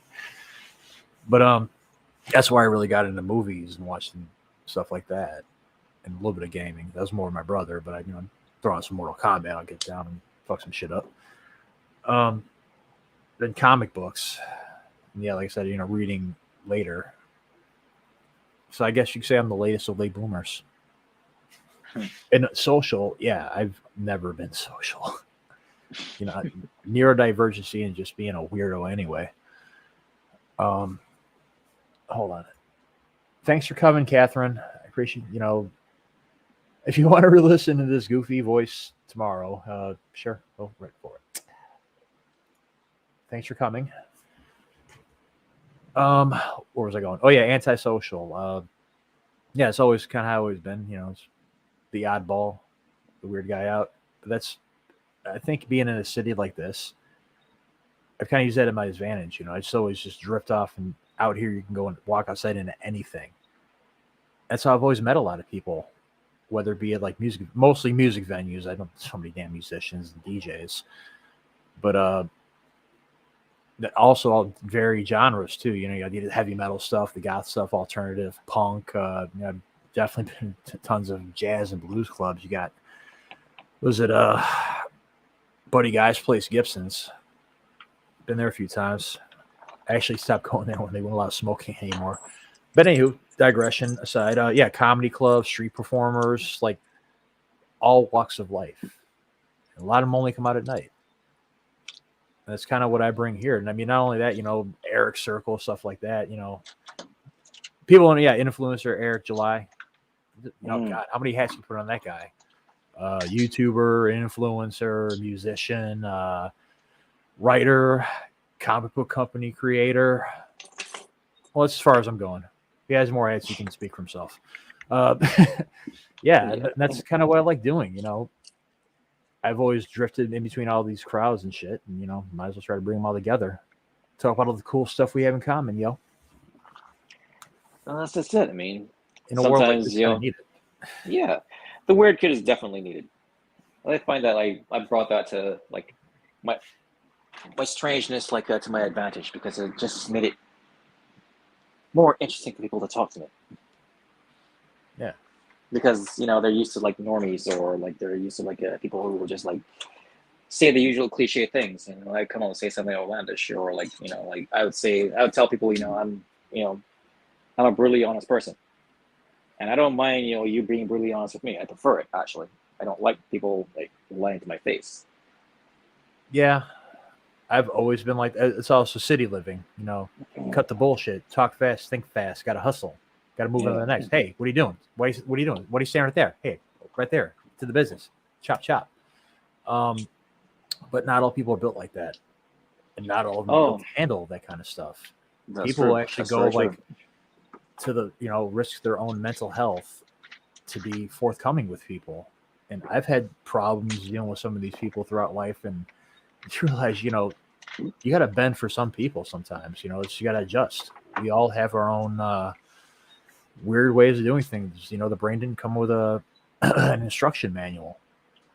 It's basically just one science experiment, just trial and error, and see what works for you.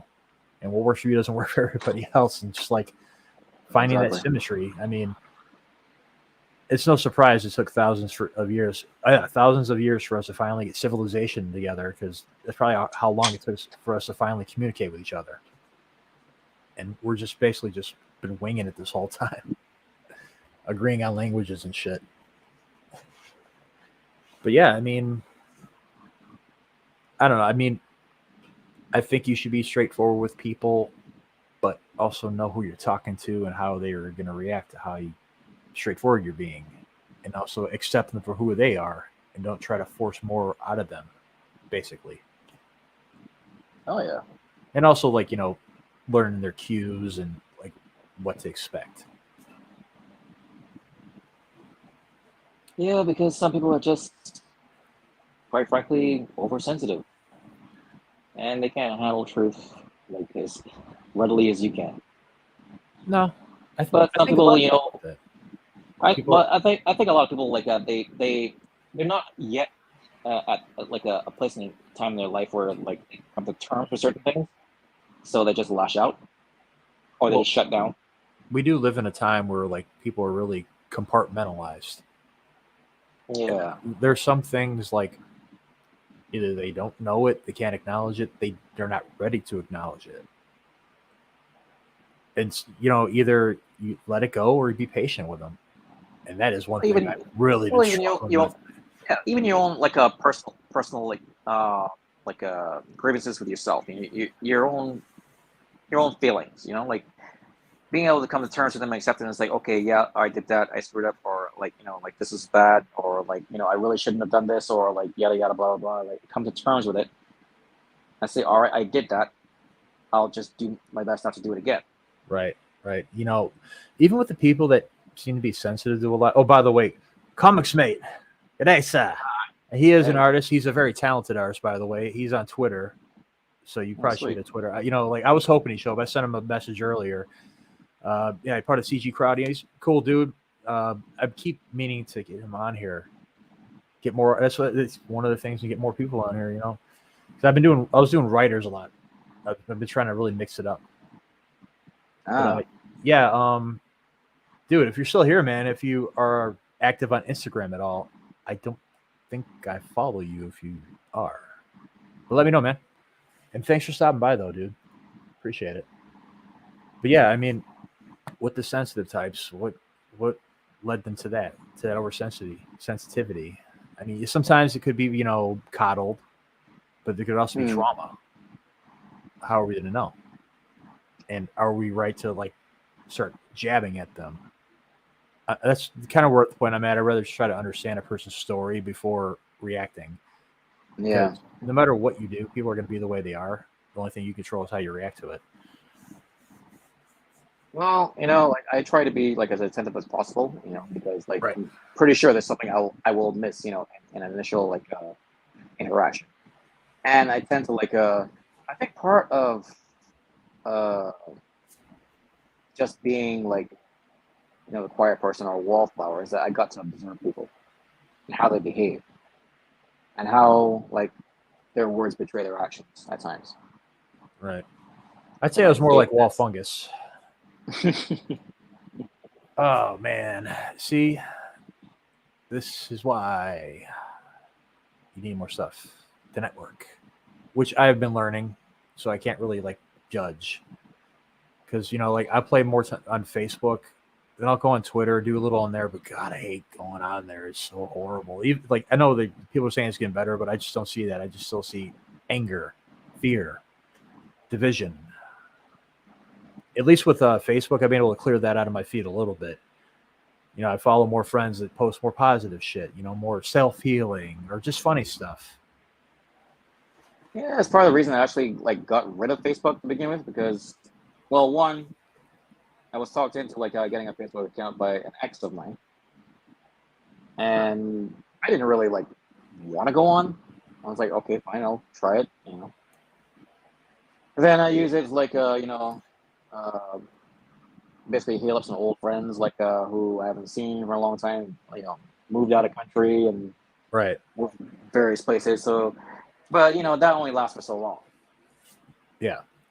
So, because obviously they have their own lives, you have your own life. It's good that you just caught up, but like that's probably just gonna be it.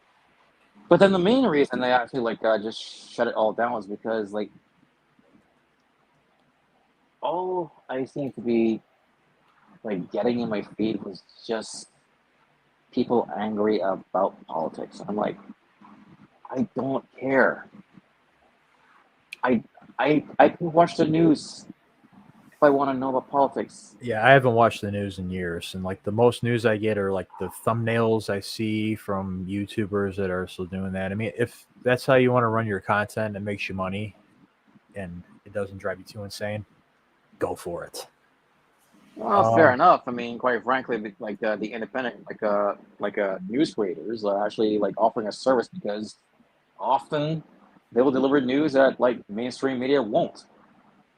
Right. So, I mean, it's good, but at the same time, I know that that that can't be happy for you. That can't be happy times for you like that because like, oh my God, there's so much crap going on right now. Yeah. I'm gonna let this sit up here because I notice whenever I end a stream and I don't do a thumbnail, which I don't see the point. Two, I'm lazy, but when I end the stream and I look at the previous broadcast, it'll like have some like comment pop up random. So I'm hoping if it does, it has this one sitting up here because yes, this is damn truth right here, Comics Mate. Oh, by the way, he has a YouTube channel and does streams and videos. If you want to follow him on there, y'all want to link up. Oh, cool. And oh shit, hey man, if you're still here, oh fuck. Oh wait, do you care if I send him like the artwork I shared tonight? Because I definitely want him to see it, and you don't have to. Yeah, sure. All right, cool.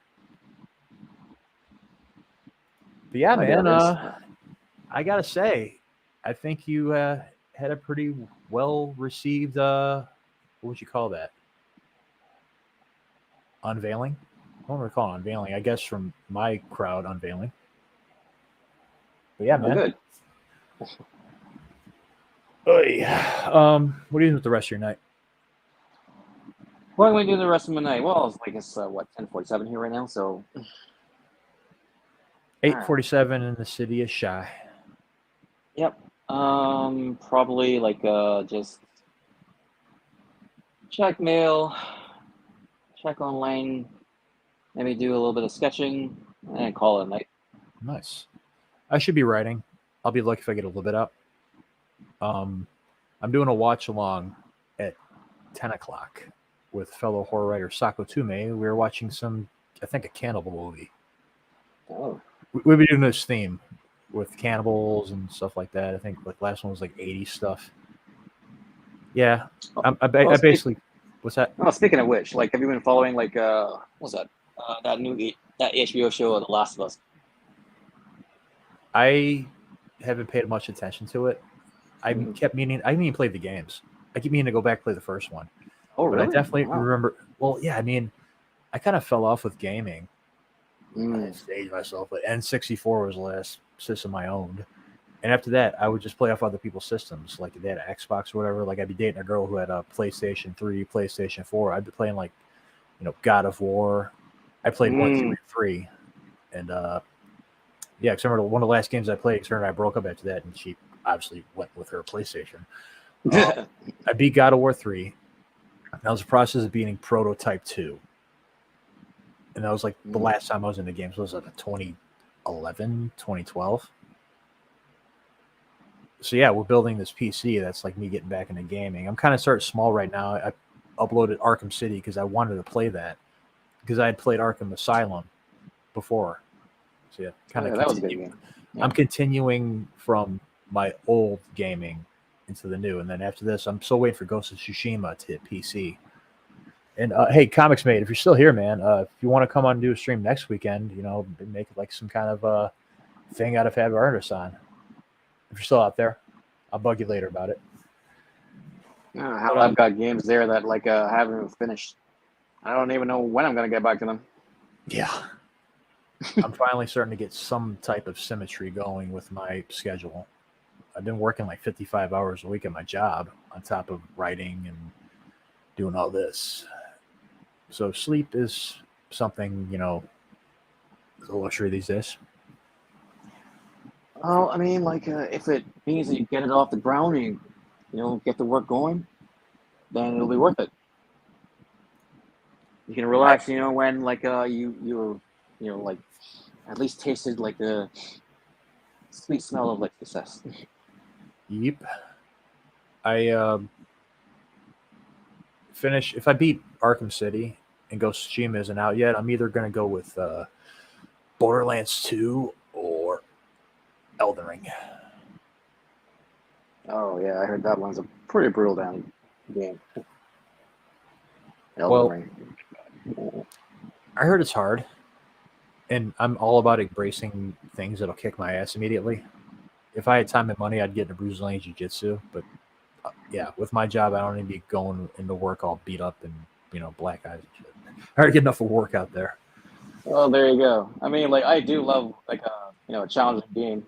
I mean, hell, if anybody ever played like Mario World, you know that Mario World is not friggin' easy. It looks like a simple game, but god damn. I think as you advance, it gets a lot harder. But when I think of pain in the ass games, it's always the original, always level 8. Because I lost kind of how many times I would get all the way to that end and die and have to go start at the beginning. Because, like a lot of young people don't know nowadays, OG games like Atari, Nintendo, Super Nintendo, you didn't get none of that save stuff. Ain't no checkpoint. You die, you lose all your lives. You're done. Bam, back to the beginning. Get good. Cutthroat. You either get better or just quit. Here are your options: get better or quit. Yep, and don't cry about it. Hey. Vision, I think I was talking to him earlier. But hello, thanks for coming. And Instagram. This is why you need more than Instagram, friend. Even though you see people are trying to compromise a little bit, I guess. Well, I mean, like, as much as I loathe Twitter, like that is where everybody is. So, well, remember, you control your feed. Who's on there and what you see. I started following this wolf wildlife sanctuaries because I wanted to see more of that in my feed. Okay. Yeah. And like on Facebook, like people like the Saska sisters, in particular Jen Saska, she's always posting all types of cool shit. And I pretty much did reposting it, biting off her stuff. It's because if I want to see that shit, I'll go see it. I don't just let it spill out in my everyday life. That's why people have so much anxiety nowadays, because all they're fed is things that make them angry or afraid. Exactly. But it's their choice. I mean, like they don't have to feed into it, but I don't know. Like this generation is like they just oh my god, they're just like caught up in all of like this drama, and I think part of it has to do with like the goddamn lockdowns. They spent so much time like online. Now they just can't escape it. Oh no, I think it was way before that. Well, yeah, I mean, granted, like it might not have helped, but no, it definitely wouldn't help. But you, okay, yeah, fair enough. You have like from the advent of like the smartphone. Like everybody's texting and like even when like these people are not even meeting, but they're like dating online. I'm like, what the hell does that mean? Seriously, like, what? Dating online? Like, you're not even seeing each other? You have a girlfriend online, really? Okay. That's also in real life. That's also been a tale as old as time. My online boyfriend who lives in New Mexico. Oh my god. No, like I remember like the original like AOL girlfriend boyfriend. My boyfriend in Seattle broke up with me. We've been together 8 months. We've never seen each other. We talked on the phone a few times. I should laugh, but damn. Don't worry, Go I did. on. I was a mean friend. But, What is it like that? The intimacy of actually like meeting, touching somebody. Like in real life, it's just like raw. because gratification is easier. I guess so. You don't have to worry about doing anything. It's just right there in your face. And that's why, people are, I don't think they're really addicted to the news. They're addicted to their phones. That's all they see Yeah. on there when they open it up. Yeah. And Yeah. like, it's like, they know what the hell they're doing with these phones. And like, it's at a OCD level, even with me, in which, I'm pretty much a, petri dish of neurological disorders. Functional, but still, yeah. I had to catch myself a few times reaching my pocket for no reason. I'll just look at my phone. I'm not answering anything. Like, nope, what the hell am I doing? It's unproductive. That's a distraction. It's, the more you keep checking yourself, the easier it gets, but it's still not easy. But if you're gonna do that shit, you can at least control what you see. Well, the thing is, like, okay, I'll use my phone for like to message somebody, but I'm not like constantly on the phone. I'll use it like to make a call, but I'm not constantly calling people. If I want to watch like a movie, like I can go on my computer, I can go on my TV, I have an iPad if I actually want to watch something online. It's got a bigger screen. I'm gonna strain my eyes like on a phone. But at least with the iPad, it actually like allows me to draw. I have a stylus. I do all my like that work, like you saw, like with the ship. Yeah. I did it on my iPad. You know what? I'm gonna see if, just in case my guy from down under is still here, I'm gonna run through that one more time just because I also want to see it again. Because they were fucking cool. Ba-boom. I hope you're still here, mate. I got some art for you. I dare you to attack it. All right, I'll stop with my accent.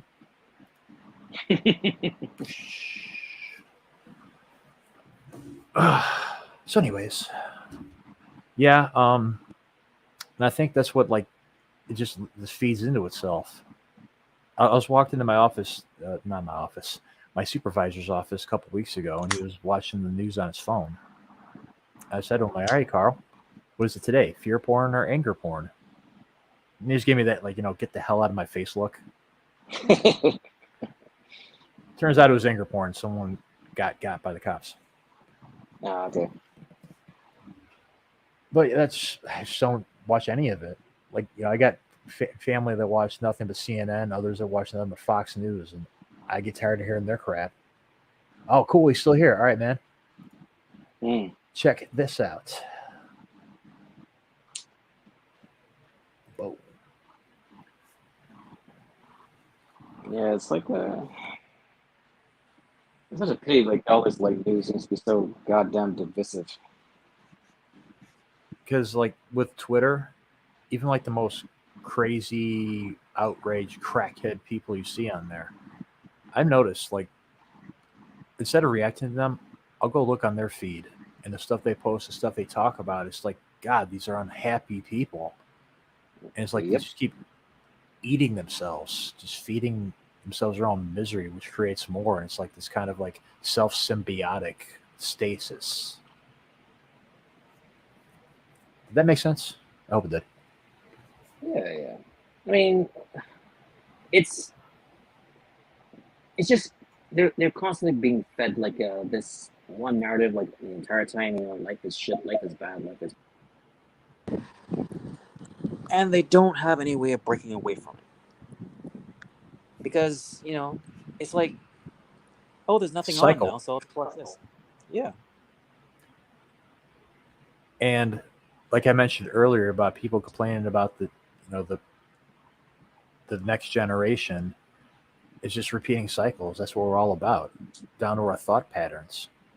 And the moment you start recognizing the things that are your bad thought cycles that are just creating worse things for you, the more you start pulling back from that shit.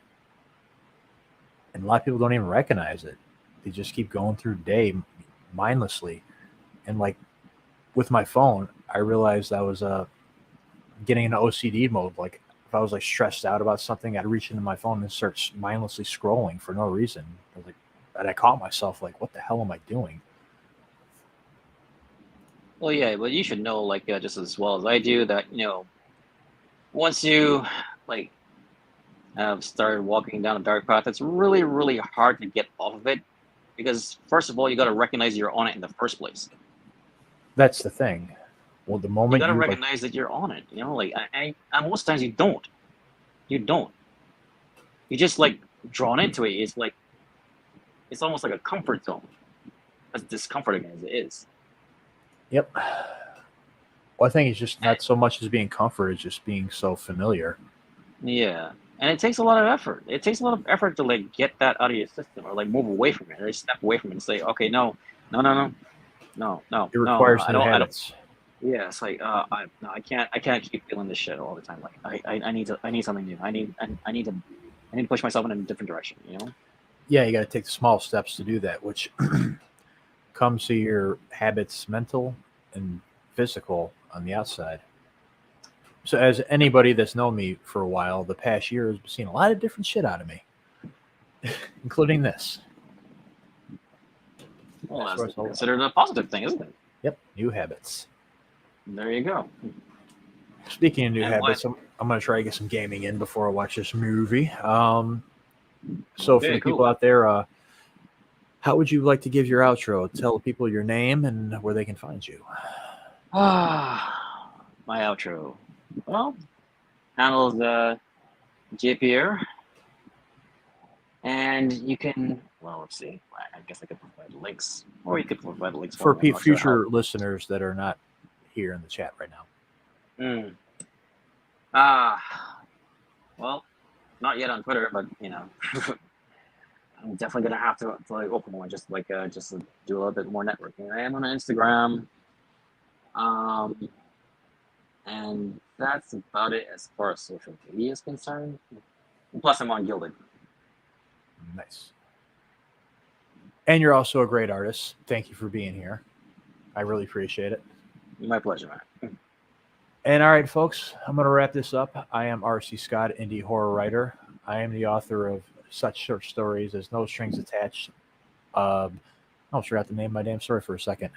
Lake Eliza, Morning Drive, and the new novella Skin Auction.